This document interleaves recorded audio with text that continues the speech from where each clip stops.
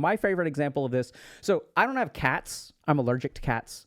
But recently I've gone down the rabbit hole of like rehabbing cats. And I don't know if y'all have seen these videos, but basically people will like adopt cats. And then there's this whole complicated social process of introducing cats to each other so that they don't fight and they start to get along. And basically, if you take two strange cats and you stick them together, oftentimes what'll happen is they'll be hissing at each other, swiping at each other. So what's going on with these cats? These cats are, their threat perception has been activated, right? Because they lived out in the wild where cats were dangerous. So now that they're meeting a new cat at home, all of their danger signals activate.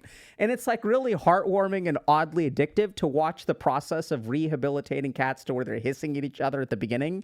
And then we start to like work with them and then they're like cuddling at the end. And I think it's like crazy that we live in a world where we have sophisticated mechanisms for socializing cats. Meanwhile, the fucking human beings who are doing the socializing have this problem when socializing with other humans. Like we have social rehab for cats, but we do not have social rehab for humans.